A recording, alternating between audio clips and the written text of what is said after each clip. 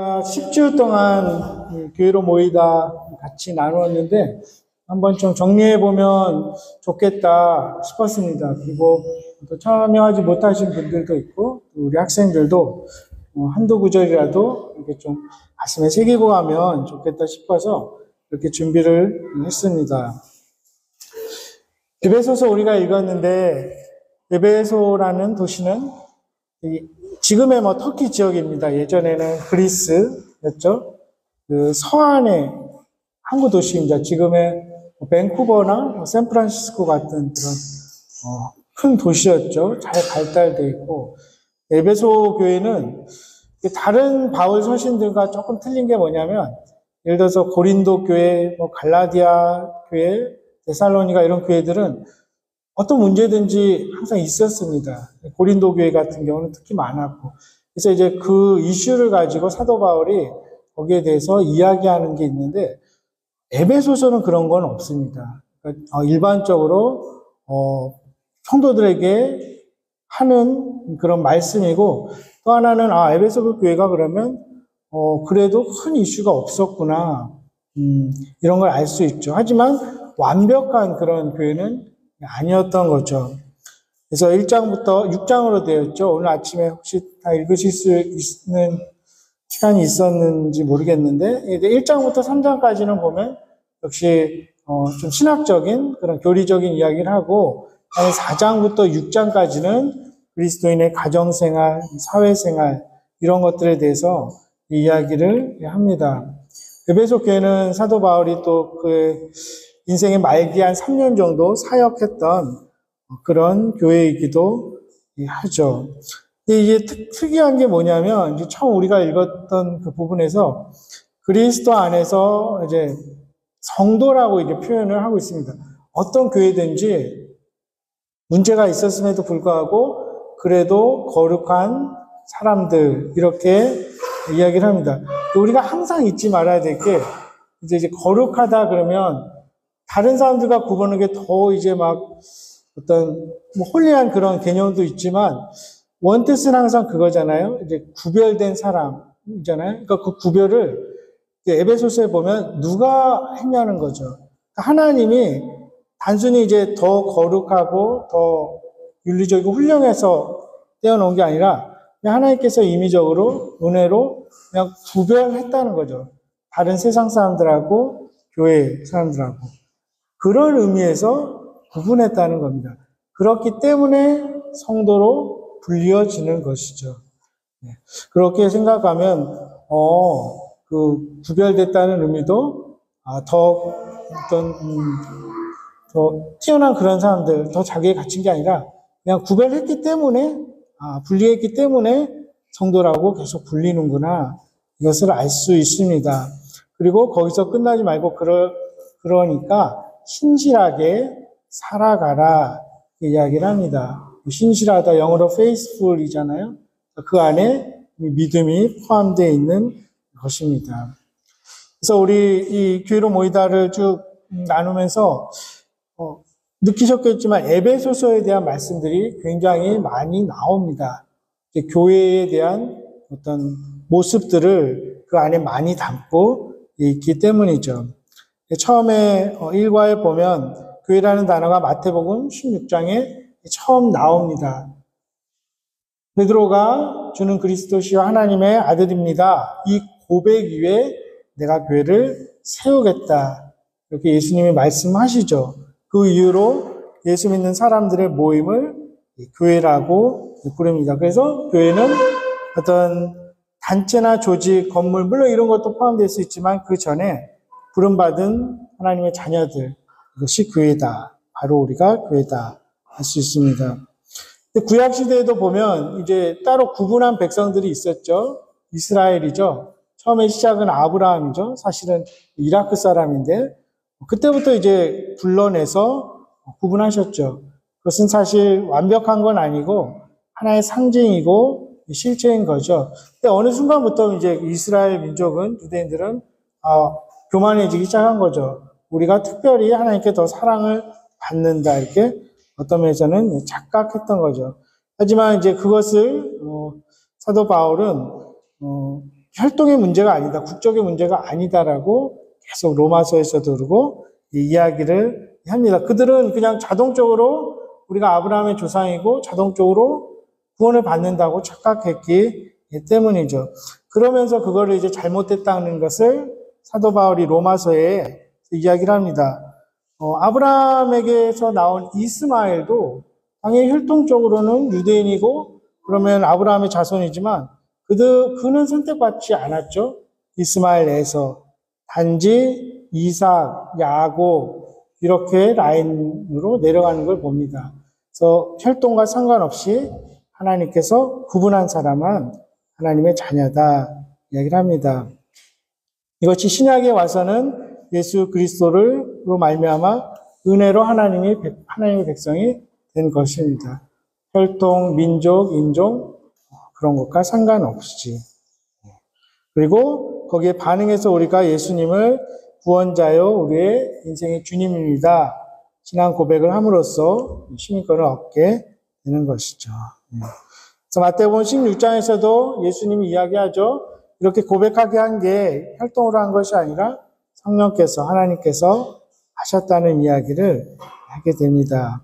그래서 골로새서에 다시 한번 사도 바울이 이야기를 합니다.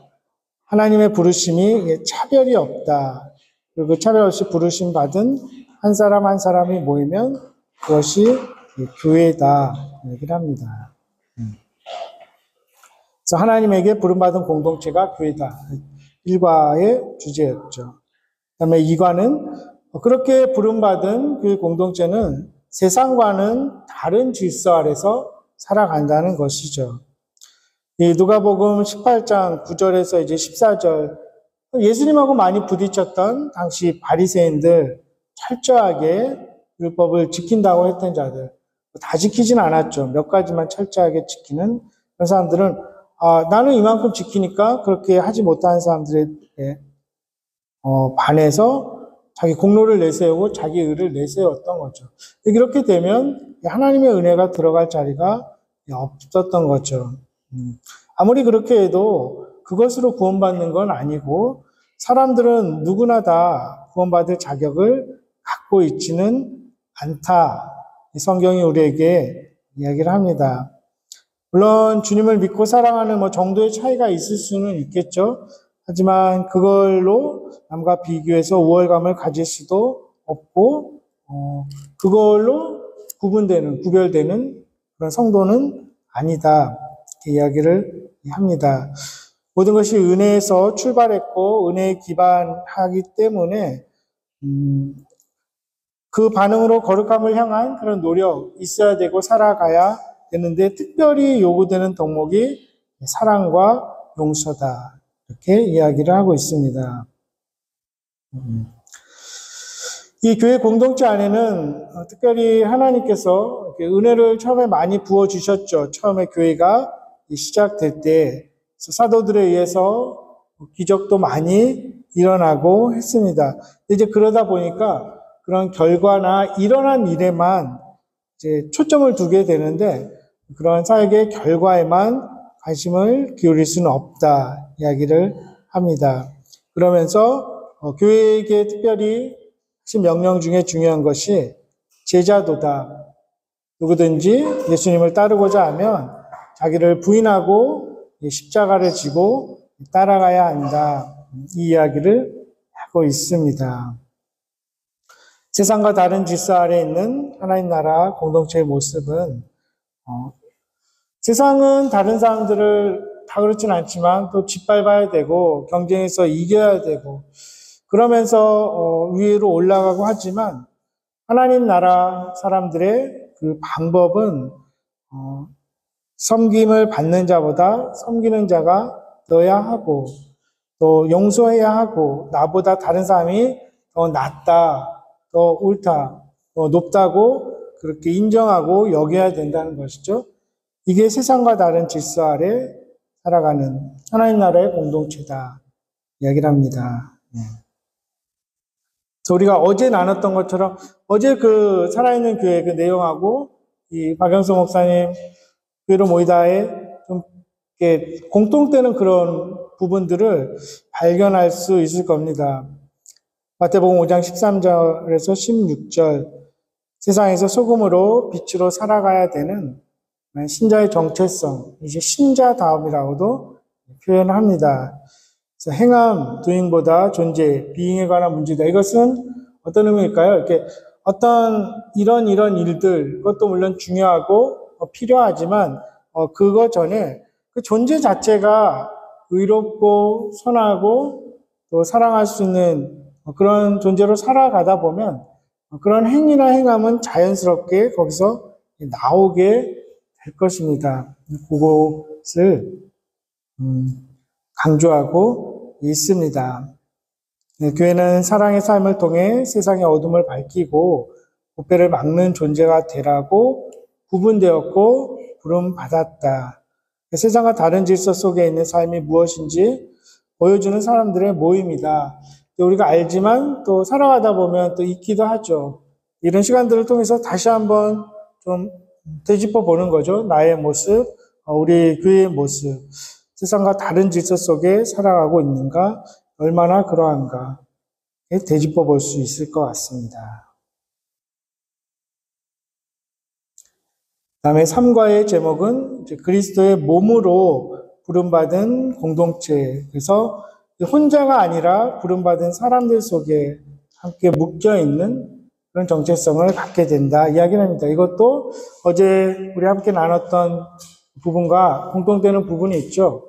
언처치드 크리스찬은 존재하지 않는다 이런 것처럼 혼자 성도가 될 수는 없다는 거죠. 구약에서도 이스라엘 전체 민족을 부르시죠. 신약에서도 교회 전체를 하나님의 성도로 부르십니다. 그래서 어떤 특정한 구체적인 공동체 안에 항상 섞여 있어야 한다 이야기를 하고, 물론 이제 본인의 신앙 색깔, 어떤 기질, 문화적 배경 이런 거에 따라서 자신이 속하는 공동체는 달라질 수도 있고 또 옮겨갈 수도 있고 그런 모습이 있겠죠. 고린도전서에서도 그러고 에베소서에서도 몸된 그런 교회의 중요성을 이야기하고, 우리가 그리스도의 몸의 각 지체다. 누구는 입이고 누구는 코고 팔이고 다리고, 이러한 지체를 생각해 볼 수 있습니다. 한 몸이라고 해서 개인의 고유함, 개성이 사라지는 건 아니다 이야기를 합니다. 우리가 조립품이 아니고 부분을 다 모아놓은 단순한 어떤 그냥 합체, 전체가 아니라는 것. 유기체가 뭘까요? 우리 몸을 생각하면 되겠죠. 이게 팔다리가 다르고 눈코가 다르지만 이거 하나하나 다 독립되어 있는 게 아니라 각기 연결되어 있지 않습니까? 나중에 또 나오지만 눈이 아픈다고 해서 몸 다른 데는 다 편하고 이런 것이 아니죠. 한 부분이 아프면 몸 전체가 힘든 것 같은 유기체를 생각할 수 있습니다. 그래서 교회로서의 그 몸이 관계 속에서 자라간다 이야기를 합니다. 구체적인 시간, 장소에서 이루어지는 특정한 공동체. 저희 같으면 이제 21세기에 캐나다 땅에서, 런던이라는 도시에서 또 한국에서 이민 온 사람들이 모인 그러한 특정한 공동체죠. 그 교회를 통하여 뜻을 이루기를 하나님은 기뻐하신다. 많은 교회들이 다른 모습이 있을 것입니다. 그래서 이제 에베소서 3장 8절 혹시 읽어보셨으면 그 교회를 통해서 하나님께서 그 비밀의 경륜이라는 거는 어떤 하나님께서 섭리하시는 방법, 놀라운 능력, 일하시는 것들, 이런 것들을 경륜이라고 합니다. 이렇게 하나님이 일하시는구나. 이렇게 놀라운 그런 모습들. 그거를 교회를 통해서 나타내신다는 거죠. 그래서 어떤 특정한 신자 한 사람을 통해서라기보단 공동체 전체를 통해서 일하신다는 것입니다. 이 부분은 한번 굵게 된 볼드체로 된 부분은 한번 같이 두 줄 읽어보겠습니다. 시작.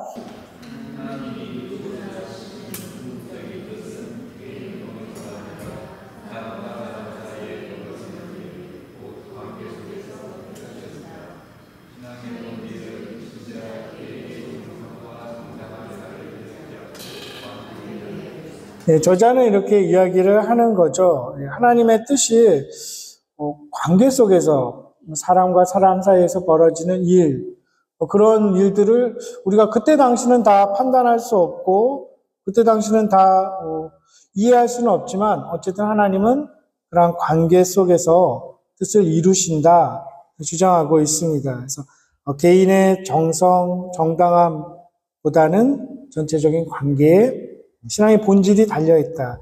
이렇게까지 이야기를 합니다. 거기에서 가장 중요한 덕목이 사랑. 율법의 완성이죠. 하나님 사랑, 그리고 이웃 사랑. 얘기를 합니다.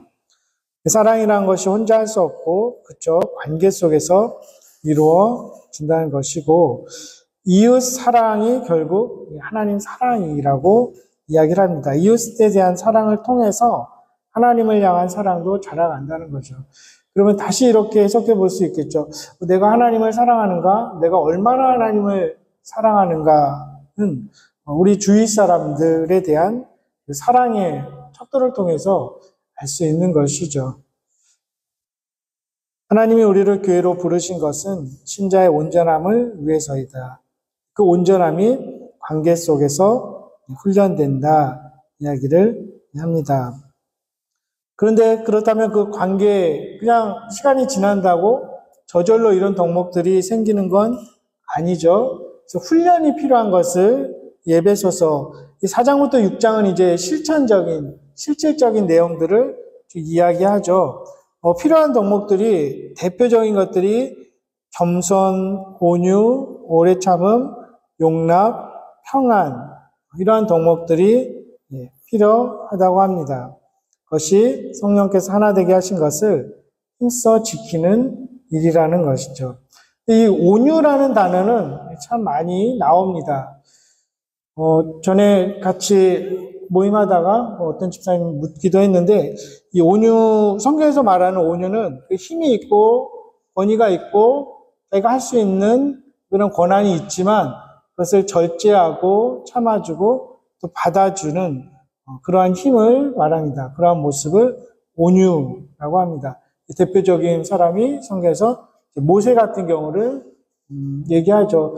모세가 뭐 이렇게 좀 다혈질적인 것이 있었죠. 막 사람을 때려 죽이기도 하고 막 십계명 받은 거 던져서 깨기도 하고 했지만 성경은 모세를 온유하다고 합니다.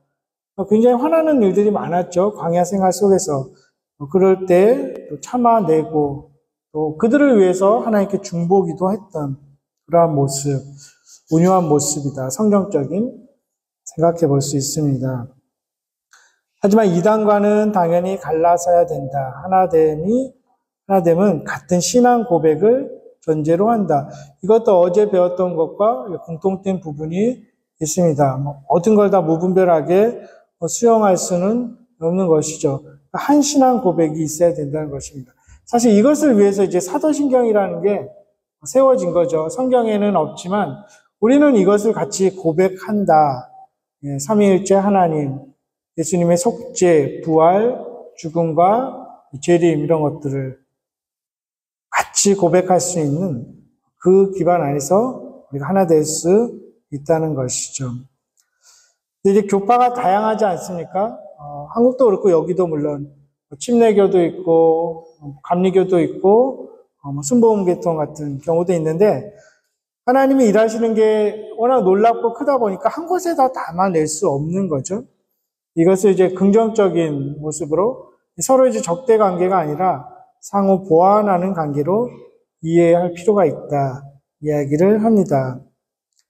이런 훈련을 받는 과정 중에 누구는 더 빨리 나아갈 수도 있고 또 우열이 있을 수 있지만 이것마저도 또 용납하는 것이 사랑의 시작이다 이야기를 합니다.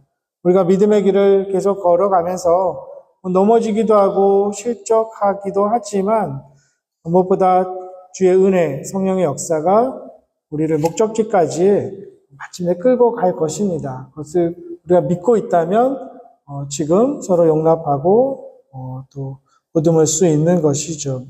주님의 은혜, 하나님의 은혜 이것이 에베소서의 큰 주제이기도 합니다.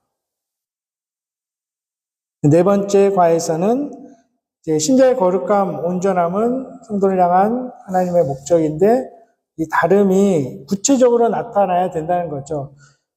그리스도인과 비그리스도인들, 교회 다니는 사람들과 그렇지 못한 사람들의 구분이 분명히 나타나야 된다는 것입니다.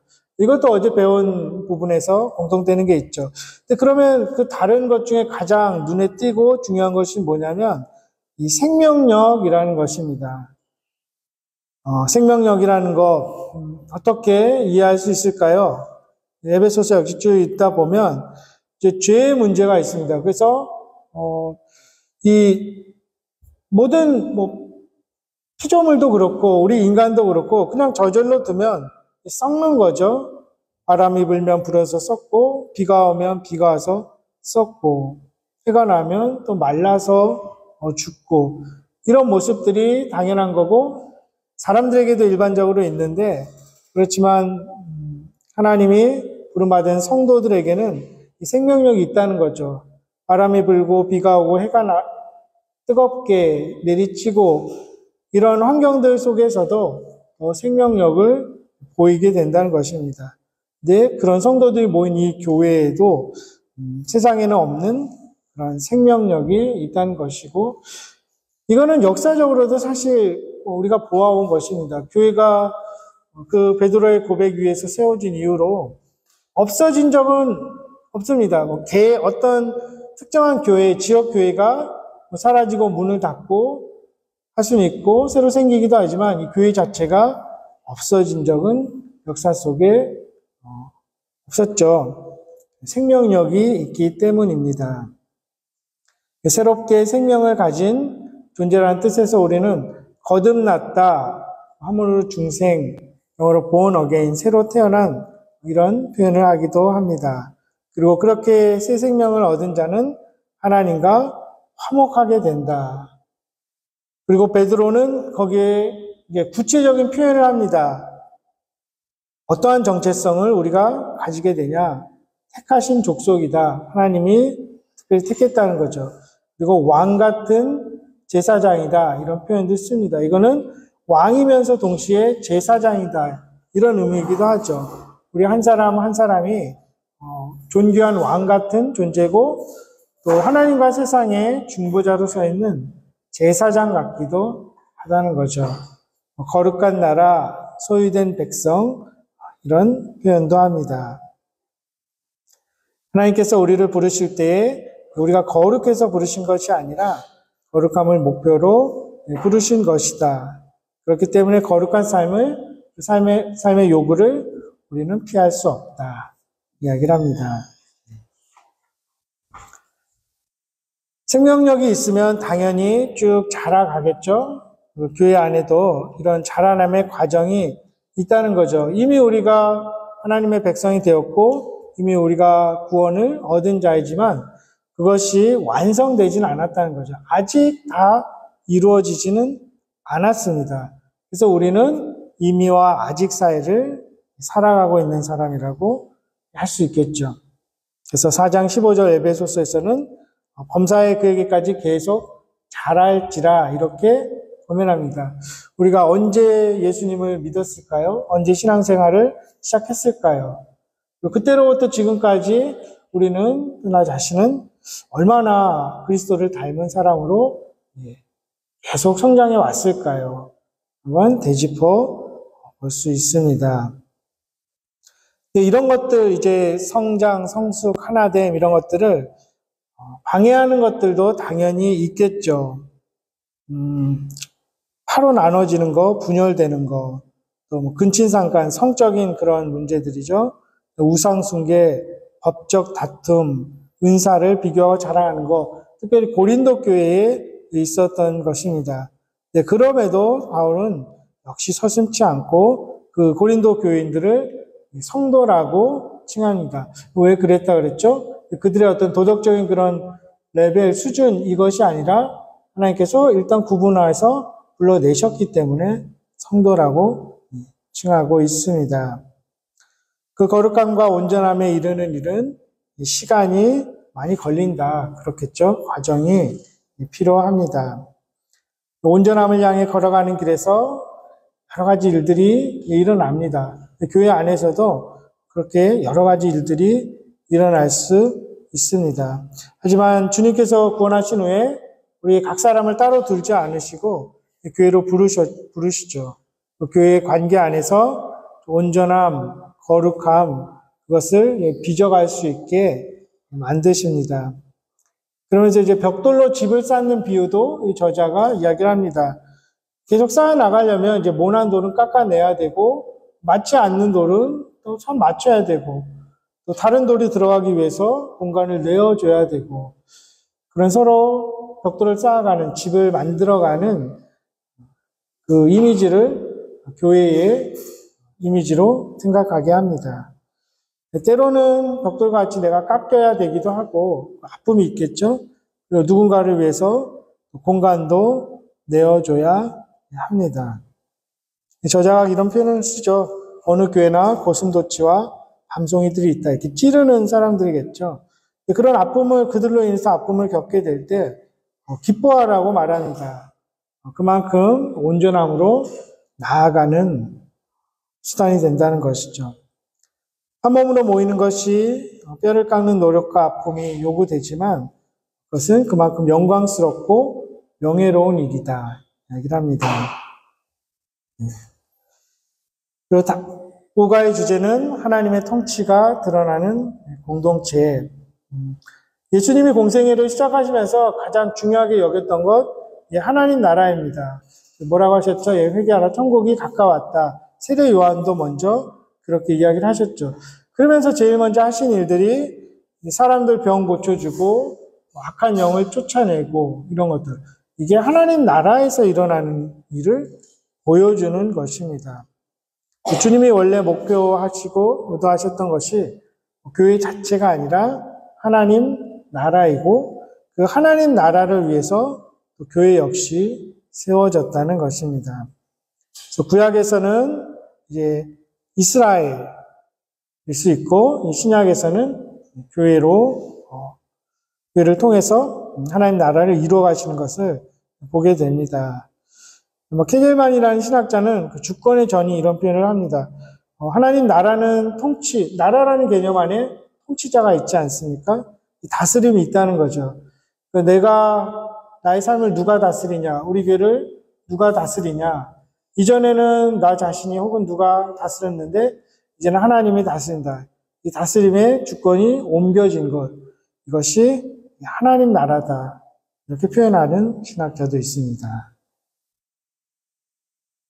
하나님의 통치를 받아들이기 위해서 선결되어야 될 문제가 죄죠. 죄가 있으면 이제 우리 삶 가운데, 교회 안에 하나님의 통치가 다스림이 완전히 임할 수가 없는데 사실은 그 죄 자체를 우리가 노력해서 없앨 수는 없는 것이죠. 그것을 해결하기 위해서 예수 그리스도께서 오신 것입니다.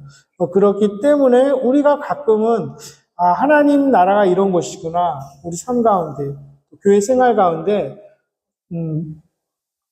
희미하지만 그림자 같지만 느낄 수가 있는 거죠. 또 엿볼 수가 있습니다. 그것이 언젠가는 전면적으로 다 이루어지게 될 것이지만 그것은 왜 그렇게 됐습니까? 우리가 노력해서가 아니라 예수 그리스도께서 이미 그것을 이루어 놓으셨기 때문입니다. 그렇다면 나의 삶 가운데, 우리 교회 가운데, 우리 가정 가운데 하나님의 통치가 완벽한 게 아니지만 이루어지기 시작한 그런 것을 어떻게 알 수 있을까요? 전혀 알 수 없는 건 아닙니다. 그래도 자그마한 척도가 있는데 이 부분도 한번 같이 우리 읽어보겠습니다. 하나님의 통치를 받는 백성, 이 부분 읽겠습니다. 시작.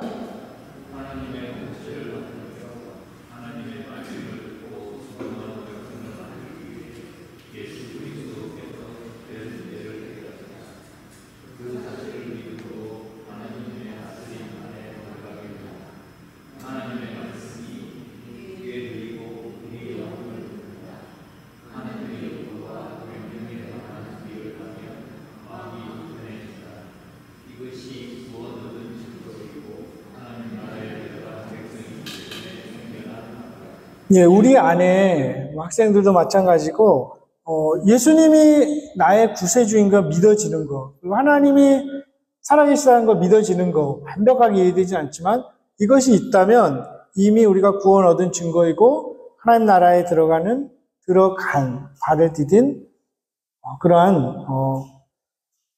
아주 희미하지만 증거일 수 있다는 거죠. 그것이 이미 하나님의 다스림이 우리 가운데 있기 때문에 생겨난 감각입니다. 성경을 읽고 또 예배를 드리고 신앙생활하면서 또 기쁨도 있고 또 때로는 막 찔리는 말씀을 그런 거를 우리가 접하게 되면 불편해지는 거죠. 또 어떤 행위에 대해서 말에 대해서 이거는 성경적이지 않은데 이것은 신앙인으로서 하지 말았어야 되는데 이런 불편한 마음들이 생기는 게 있다면 그것이 우리가 하나님 나라에 들어간 백성이라는 증거가 될 수 있다는 겁니다. 하나님 나라, 하나님의 다스림, 교회가 무엇보다 그러한 것이 드러나야 되는 것임을 잊지 않아야 되는 것이죠. 그래서 때로는 그러니까 교회 전체적으로도 우리가 이런 것은 해야 되지 않는가? 그리고 우리가 이런 건 좀 자제해야 되지 않을까? 이런 거는 좀 하면 안 될 것 같은데 이런 감각들이 우리가 하나님 나라 백성이기 때문에 그렇다는 것입니다. 이 육과는 순종을 배워가는 공동체였습니다. 그 빌립보서 2장에 나오는 그 십자가 사건을 보통은 이제 그걸 통해서 우리가 속죄받고 우리 죄가 사해지고 이렇게 이해를 하기도 하는데 지금 이 책에서는 저자가 그 십자가 사건을 순종, 자기 비움 이런 단어로 설명을 했습니다. 하나님 나라의 초석인 모퉁이 돌이 바로 그 예수 그리스도가 십자가에서 죽기까지 순종했기 때문이다 이야기를 하고 그 순종이 없이는 하나님 나라가 세워지지 않는다. 거기서 끝나는 것이 아니라 그 이후에 우리 모두에게도 교회들에게도 계속 순종이 요구된다는 것입니다. 왜 이렇게 죄가 들어오고 고통과 죽음이 들어왔을까요? 아담이 불순종했기 때문이죠. 순종하지 않았기 때문에 그것을 실패라고 이야기를 하고 예수 그리스도는 하지만 죽기까지 순종하셨다. 그리고 그 순종이 승리다. 이렇게 이야기를 합니다. 그것을 통해서 하나님 나라의 모든 풍성한 특권을 누리게 된다고 하죠. 빨리 진행하겠습니다. 이거 한번 나중에 그래도 녹화해놓고 이렇게 조금 한두 구절이라도 더 가슴에 새기면 되겠습니다. 예수님이 광야에서 시험 받은 것, 그것도, 누가 최종 결정자냐, 누가 최종 통치권자냐, 이 문제라고 이야기를 합니다. 예수님 직접 다 하실 수 있었죠. 뛰어내릴 수도 있었고, 돌을 떡으로 만들 수도 있었고, 모든 권세를 가질 수도 있었지만, 자신이 결정하지 않고, 하나님이 결정하셔야 된다는 것을 인정했던 것이죠. 그래서 불순종하는 것은 자기가 다 결정하는 거죠. 스스로 결정해버리는 것. 선악과를 따먹는 것도 선과 악을 자기가 구분하고 자기가 스스로 영원히 살 수 있다는 것. 그렇게 결정해버린 것이 불순종이다. 그렇게 불순종으로 아담은 실패했지만 하나님은 포기하지 않으시고 두 번째 아담인 예수 그리스도를 보내셨습니다. 순종하게 하셨죠. 신앙의 훈련의 핵심도 순종이다 이렇게 이야기합니다. 로마서의 시작 부분도 이 복음을 이방인들도 듣고 믿어서 순종하게 하나니 이런 표현을 하고 로마서 15장 마지막 부분에 가서도 그것을 다시 한번 이야기를 합니다. 여기서도 우리가 되짚어 볼 수 있겠죠. 우리는 얼마나 하나님 말씀에 일단 하나님 말씀을 읽어야겠죠. 읽고 순종하는가, 우리 교회는 어떤가. 이 부분도 한번 같이 읽어보도록 하겠습니다. 시작.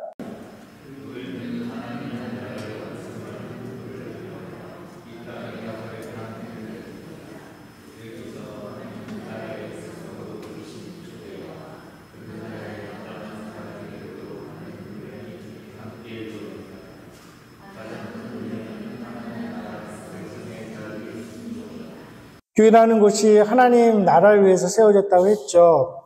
그래서 그 교회를 통해서 그 하나님 나라의 백성의 가장 중요한 덕목인 그 순종을 교회를 통해서 훈련시켜 간다는 것입니다. 신자는 예수 그리스도를 주로 신하는 신앙에 걸맞는 자질과 수준에 이르도록 교회에서 훈련받는다. 하나님께서 의도하신 거고 그렇게 이루어 가신다는 것입니다.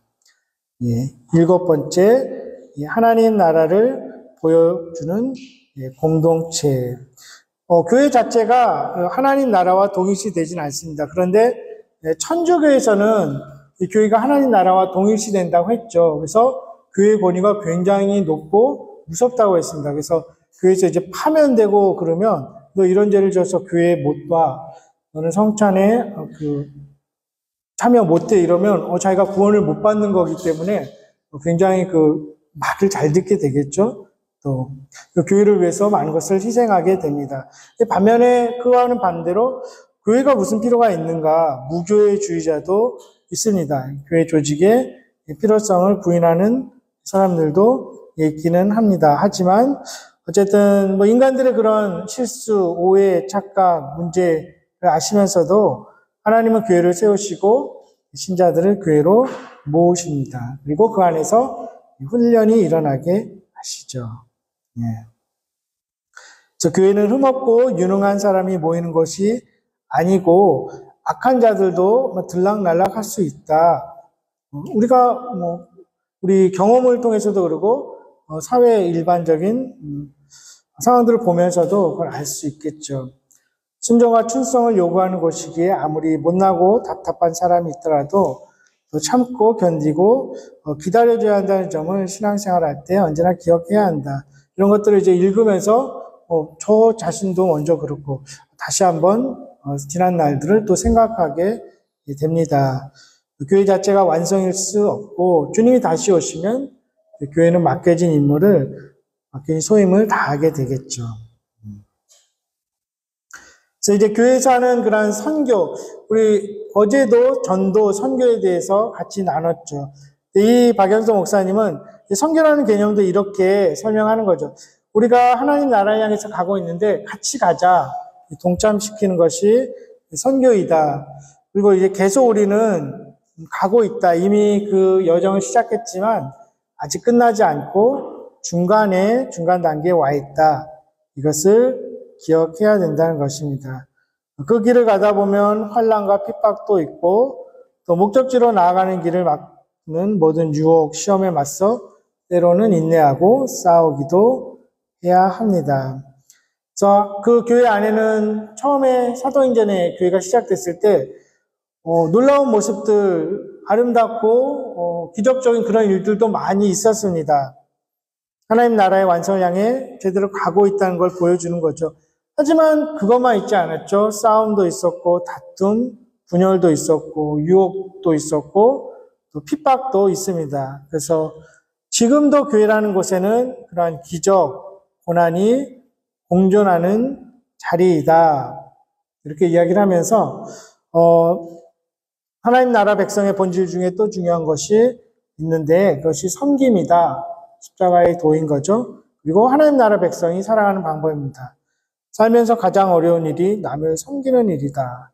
이렇게까지 이야기를 합니다. 그래서 이 산상수훈을 보면 마태복음 5장, 6장, 7장에 보면 이게 우리가 실제 실천할 수 있는 일인가 싶기도 합니다. 예를 들어서 오른밤을 맞았으면 왼뺨도 돌려대고 누군가 겉옷을 뺐으면 속옷까지 내어주는 게 가능한가? 아니면 그냥 원리를 이야기하나 싶은데 말하고자 하는 것은 이게 있는 거죠. 옳은가 그른가 이런 것만 따지지 마라. 그러니까 도덕적인 그런 차원들을 넘어서야 된다는 거죠. 참 쉽지 않은 그러한 문제인데 거기에 사랑, 섬김, 용납 이런 것들이 녹아 있겠죠. 그런데 그런 모습으로 살아갈 때 십자가를 지면서 살아갈 때 그런 모든 사건 속에서 우리가 주님을 만나게 된다고 이야기를 합니다. 중요한 거죠. 그런 것들을 실천할 때 우리는 주님을 만날 수 있는 거죠. 반대로 주님을 만나지 못하는 경우가 있다면 그런 것들을 우리가 실천하고 순종하고 있나 돌아볼 필요가 있겠습니다. 거의 다 왔습니다. 이제 8과 교회 훈련 이제 두 가지를 이야기하죠. 첫 번째 가장 중요하게 생각하는 것이 하나됨이다. 때로 실수가 있고 실패가 있고 하지만 우리가 같이 온전함을 향하여 계속 가고 있기 때문에 무엇보다도 우리가 분열되지 않고 같이 하나 되는 것이 중요하다는 이야기를 합니다. 때로 교회 안에는 가라지라는 표현을 마태복음 13장에서 쓰지만 이단일 수도 있고 들어올 수도 있지만 그걸 누가 그런 사람인가 가려내는 것 우리 소관이 아니고 그것이 교회에 맡겨진 임무도 아니고 우리는 하나님 은혜로 구원받았기 때문에 우리도 그런 은혜와 긍휼과 자비를 베풀고 그 하나님 나라로 초대해야 된다 이야기를 합니다.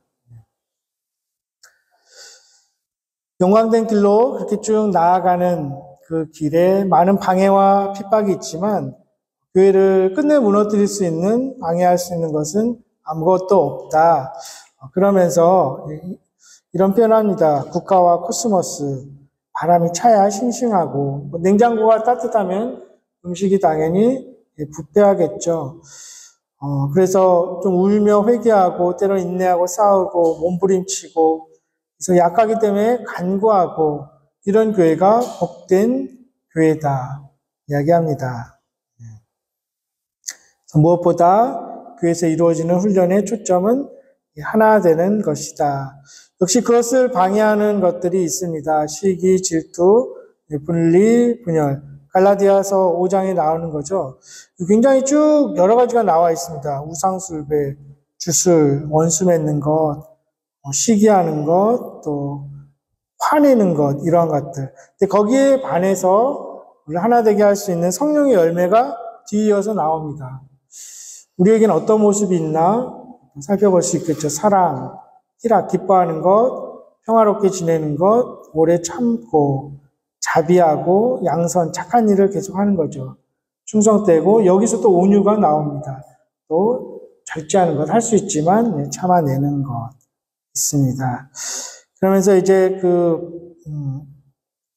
온유한 심령으로 바로 잡으라 이런 표현 바로 잡다가 이제 옳다 그러다 이건 틀렸어 이게 옳아 판단하는 것보다 함께 고장난 것 고친 것 이게 다친 것이 있으면 같이 회복시키는 것 그래서 correct라는 표현보다 restore라는 표현을 쓰고 있습니다. 우리를 묶어서 하나됨을 지키라고 요구하시는 것은 그렇게 될 때에 비로소 우리가 잘할 수 있기 때문이다. 반대로는 하나됨을 지켜내지 못하면 성장하는 데 큰 걸림돌이 된다는 것이죠. 힘겨운 과정, 훈련을 통해 성도를 더 든든히 놀랍게 더 깊고 넓게 만들어 가시는 하나님의 신비를 이야기하고 있습니다. 그리고 두 번째 우리가 훈련해야 될 내용은 어떤 것이냐면 이런 것들을 실제적으로 해보라는 거죠. 그러면서 매일 운동하는 그런 필요성을 얘기합니다. 그리고 권투 선수 비유도 들었죠. 권투 선수 팔만 세다고 될 게 아니라 허리에 힘도 있어야 되고 무엇보다 다리가 튼튼해야 된다고 얘기를 합니다.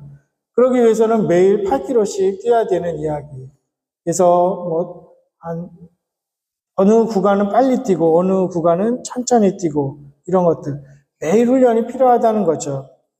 영적으로는 따뜻한 표정 짓는 것, 거울 보면서 또 소리 지르지 않는 것, 좋은 말하고 은혜로운 말 하는 것, 이거를 매일 훈련해야 된다고 합니다. 심은 대로 거두는 법칙. 그렇게 심을 때 당연히 그런 결과가 날 수 있겠죠. 무성한 나무로 그렇게 자란다면 우리 모두가 하나님의 사람으로 부름받아 갖게 된 그 생명력을 살찌어가고 그 생명력은 교회의 세상과 다른 가장 큰 특징이라고 했습니다. 열매는 자연스럽게 맺힐 것이다. 열매를 이렇게 만들어내고 그런 것들이 없을지라도 당연히 건강하고 아름다운 나무는 열매를 맺게 된다는 것이죠. 그래서 기도를 멈추지 마십시오. 신앙생활은 복되고 놀라운 생활이며 하나님 나라는 희락과 화평과 기쁨의 나라인 줄 실제 삶으로 살아내고 깨닫기를 바랍니다. 이야기를 합니다. 그리고 이제 마지막으로 그런 교회에는 하나님께서 예수님에게 주신 그 영광, 그것을 동등하게, 동일하게 교회도 누리게 하신다는 것입니다. 그리고 하나님께서 예수님을 사랑하는 것과 똑같이 우리도 사랑한다는 것을 알라. 교회는 그런 명예와 특권과 영광이 있다는 것이죠. 요한복음 17장에 하나님께서, 그러니까 예수님 말씀하시죠. 하나님께서 나를 사랑하신 같이 나도 너희를 이렇게 사랑하고 너희도 그렇게 해서 연합하기를 원한다. 요한복음 17장은 긴 기도잖아요.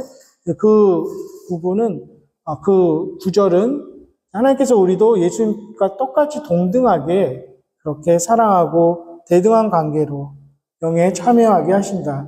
그래서 우리가 공동 상속자다 이런 표현도 쓰죠. 하늘나라의 모든 것을 교회로 모인 성도들이 다 누리게 될 것이다. 그래서 소망을 주는 그런 말씀으로 끝맺고 있습니다. 주를 위해 무엇인가 해드려야 하는 책임, 의무가 아니라 그 자체가 기쁨이라고 사도 바울은 고백합니다. 모든 고난도 핍박도 포함해서 교회로 모이는 것은 그 자체로 자랑이고 기쁨이고 큰 환희이다. 이렇게 되어 있습니다. 자, 여기까지 이렇게 정리를 잘 했습니다. 제가 기도하고 일단 마치겠습니다.